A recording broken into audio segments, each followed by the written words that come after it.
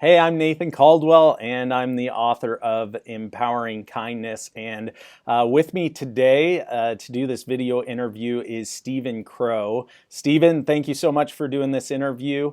Yeah, Uh, thank you for having me. yeah, I'm really excited. I kind of met Steven over the phone. I reached out to him when I saw a story of his in the news where he had done something just outrageously kind. He was a cast member working at Walt Disney World as you were working at a restaurant, right? At a cash register. Yes, I was working at Pecos Bills in the Magic Kingdom. Okay.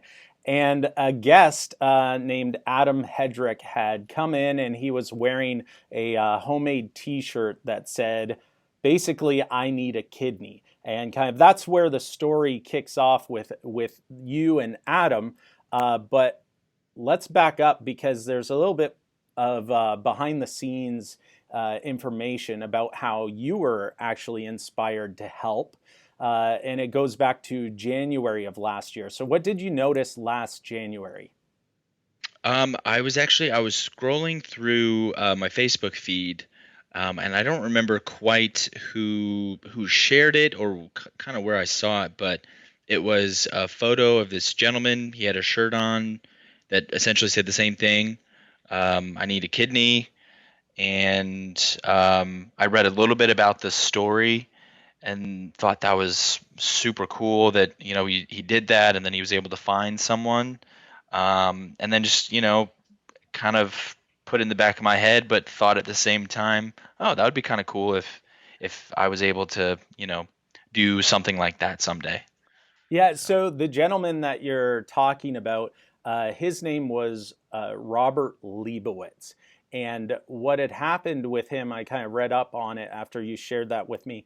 mhm. And he was a guest walking around with a t shirt that said, I need a kidney. And other guests took photos of him in that shirt and they started sharing it online. And the stats are that the first day it got shared 32,000 times, and by Wow, the end of the week, it got shared 90,000 times. that's So crazy. it's no wonder that it showed Yeah, up in your feed yeah, somehow with, yeah, working at Disney, yeah. that somebody would share that and you'd come across it. Um, but in his story, there were four people that volunteered. They flew to New York to find a match, and then one person was the match. That person was Richie Sully, and the way that the story is told, there's a quote where he just left a voicemail, and he said, "Hi, my name is Richie. I saw your post, and I'm O positive. I have an extra kidney, and you are more than welcome to it." That's great. Um, so that's the story that you saw. And I love the way that you said it, where you saw this story happen and you thought, wow, that's cool. It would be neat or it would be cool if I could do something like that. So that story broke in January. You saw the story get shared in January. By March, the exact same opportunity crossed your path. Mhm. And so I remember us talking about this a while ago, but describe again how you handled it in the moment. What did you do when you saw him wearing that shirt? Yeah.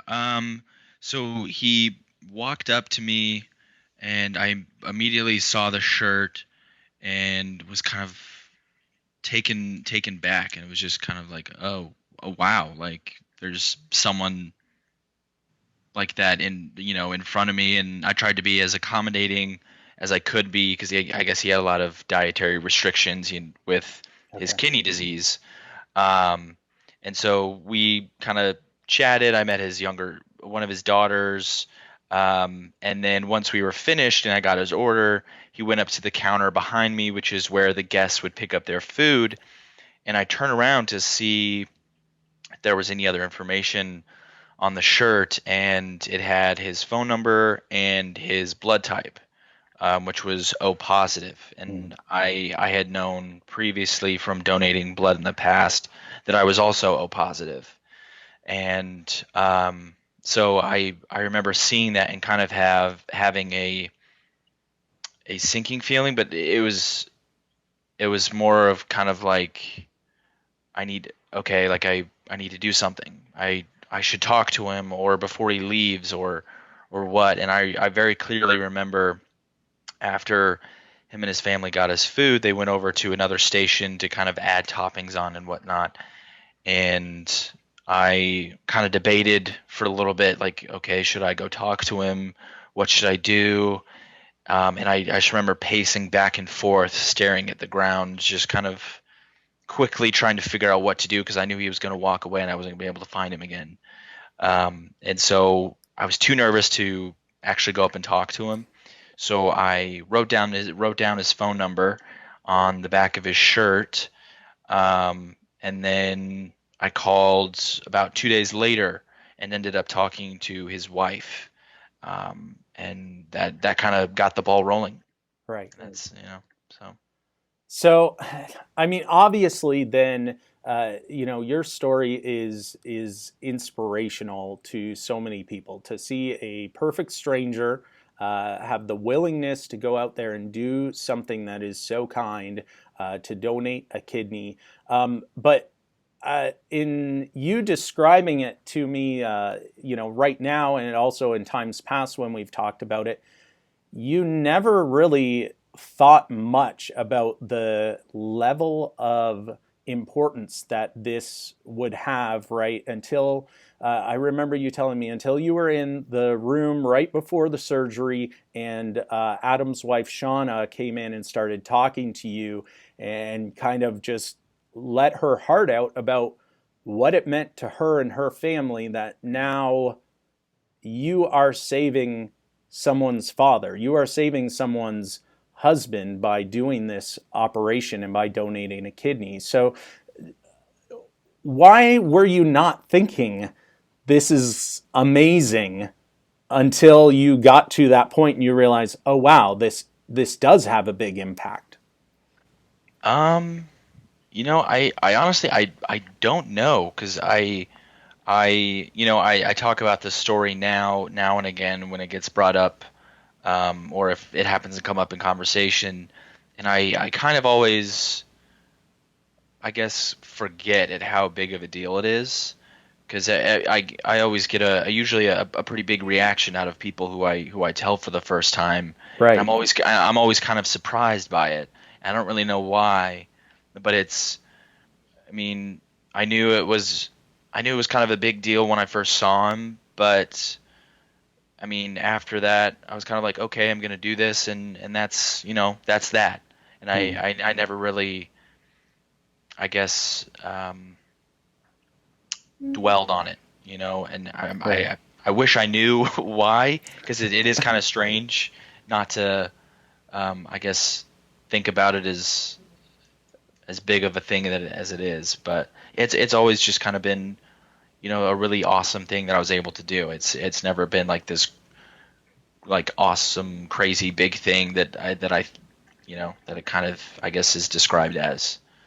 So if that Yeah. makes sense. No, absolutely. And I mean, just me personally, and talking to you the few times that we have, I think it's that, you've got a great attitude and you're just looking at it as like, well, if I can help somebody, I'd like to do that. That's Hmm. kind of the quote that you've shared with me before. And it, it's a great attitude to have, because then you're open up to any level of kindness, right? Whether Hmm. it's holding the door for somebody or sharing a kind word, and it doesn't have to be the gigantic gesture, although you were able to, and what a blessing that was Yeah. to Adam and his family that you were able to do that gigantic gesture. But sometimes, like, there's a lot to be learned, and I think your attitude uh, allows the lesson to be shared that it doesn't have to be a big gesture, right? Hmm. And anyone has the capability of doing something kind for others. So, Hmm. number one, you have an amazing inspirational story that I think can light a fire under a lot of people. Um, it has under me. Like, when I read your story, I was amazed, and I just thought, I gotta talk to Stephen. And so I was so glad that we were able to connect and Yeah. chat a bit. Yeah. Um, But there's a couple other lessons that you and I have kind of talked about from this that I want to bring up and share with others, and I hope that you can comment on this too.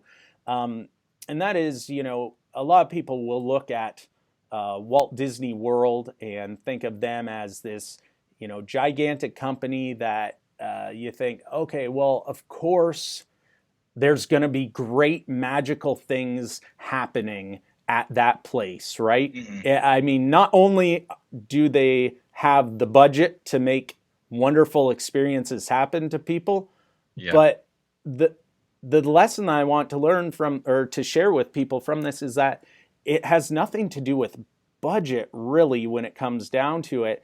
It's that you've got a company that has a clearly defined culture of being kind. Hmm. And what did that do for you? Um, it was definitely I think a factor in, at the time.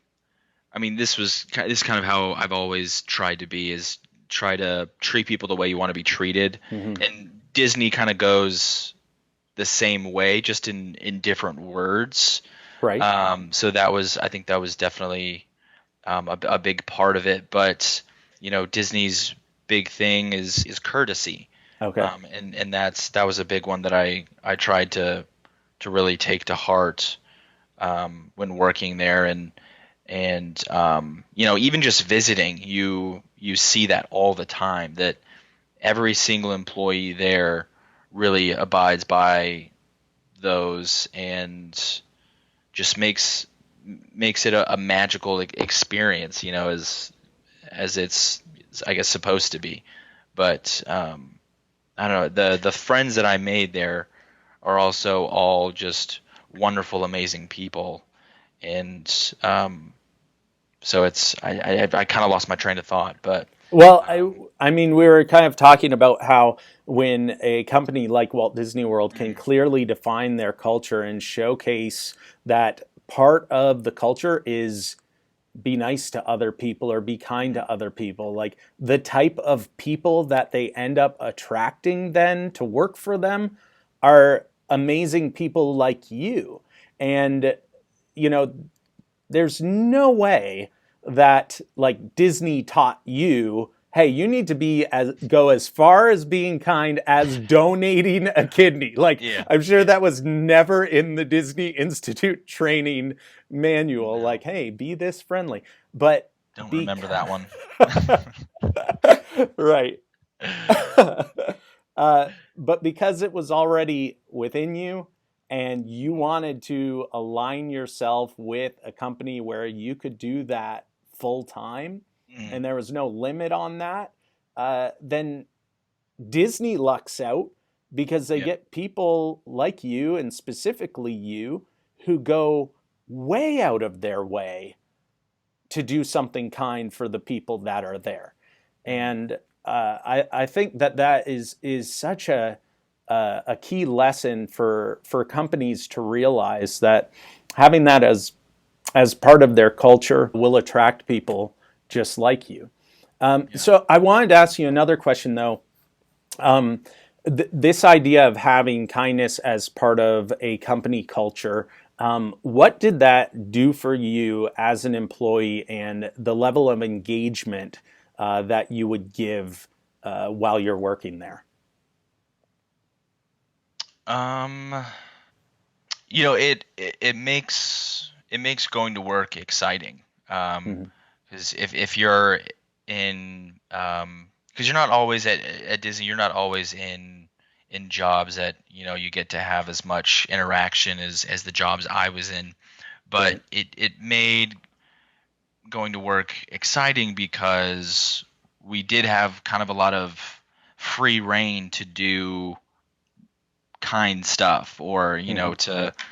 to make little kids' days, giving them a straw that was in the shape of Mickey, or giving them a free slushie with that straw, or making them.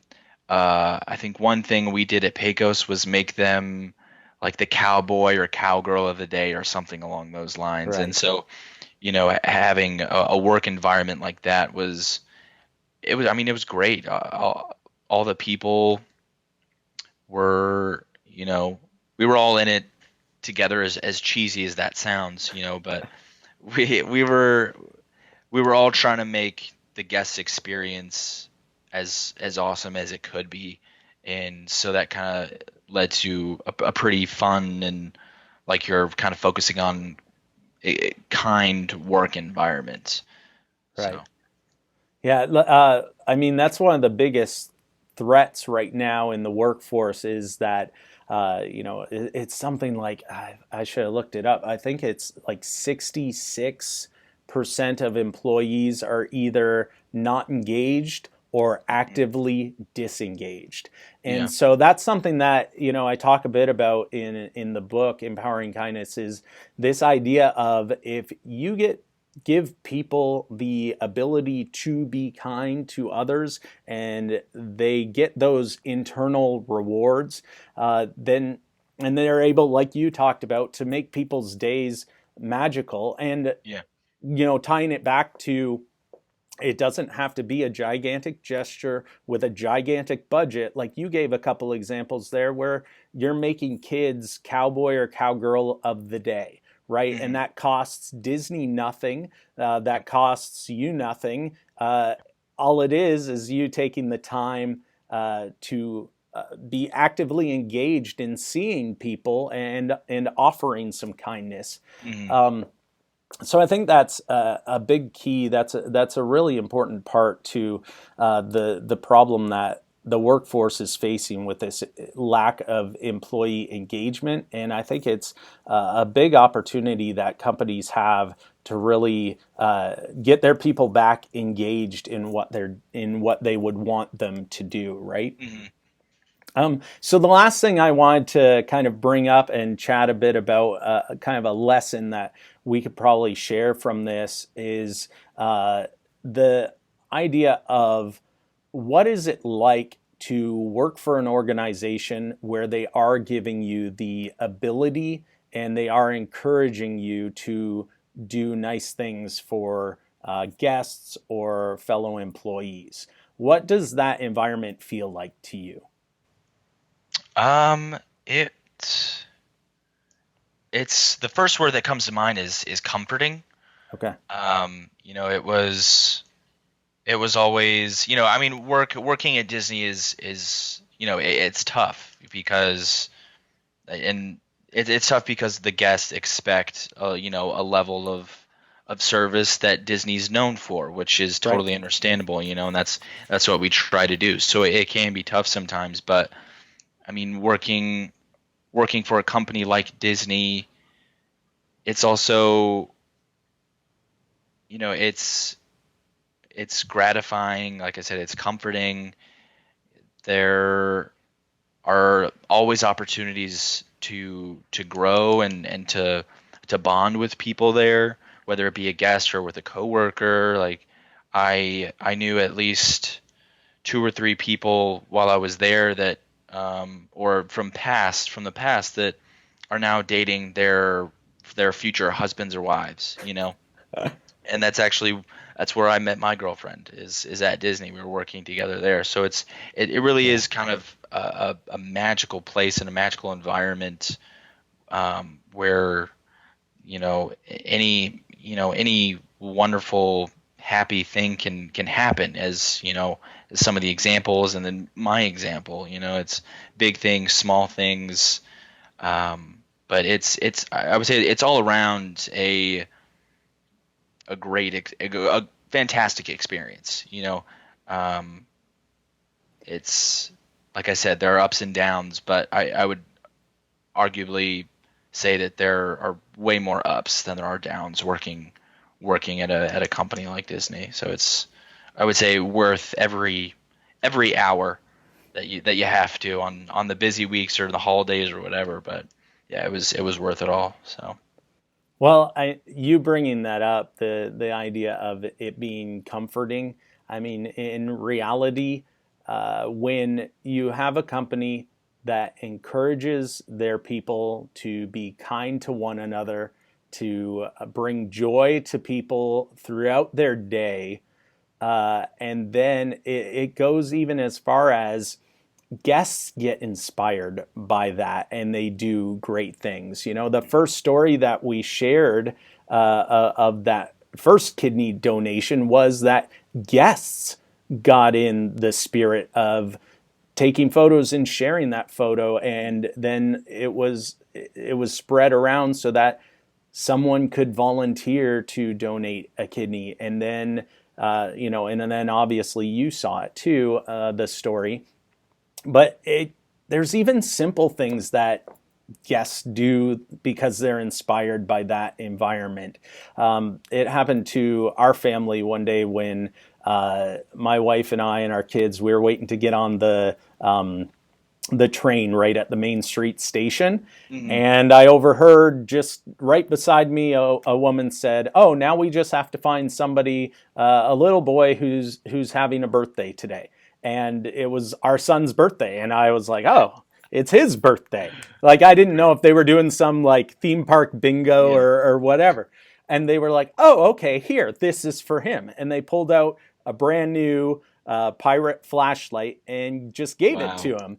And we got on the train with them, and I thanked them. And then I was asking them, "So why are you doing this?" And they said, "Well, we come so much, and instead of buying souvenirs for our kids, we decided that we would have our kids give things to other kids and make their day special." That's great. And so when you're creating a company that builds that out within the organization and the employees, so much so that it trickles even out to the customers and the guests, like, who doesn't want to be a part of that environment and a part of that team? Exactly. That's great. Yeah. Well, Stephen, I really, really appreciate being able to talk to you today and, share this video with some others. My book, Empowering Kindness, it is launching today on Amazon pre-sale. And so I thought, what better way to kind of kick off this message and then sharing one of the inspiring stories that I highlight in the book. And so, Stephen, I can't thank you enough for your participation in the video. And any final thoughts that you want to share with the good people out there watching this? Well, first, thank you for doing this. This book and taking the time to talk to me and interview and doing the interview. And it's been nice to chat with you and to get to know you. And so just thank you for that. I'm excited to get the book and to read it and read all about kindness. Some final words. Oof, that's hard. I would say, kind of what I touched on earlier, and it's something I really do. I try to live my life by as well as I can, is really just to treat others as you would like to be treated, and just to kind of have that understanding of what other people are going through. We're not all going through the same things. Right. So it's, sometimes that's easy to forget. So just, be understanding of others and, just treat people the way you want to be treated. And that's pretty much it. That's fantastic. Well, thank you again, Stephen. And thank you. I'll look forward to talking to you some more. And anyway, all right. Well, thanks so much. And everybody who's watching this video, again, thank you. And I'll share the link to purchase the book for the pre-launch today. And then hopefully we can get Stephen back and do another video, another interview sometime in the future and share a little bit more. All right. Definitely. Thanks. Later.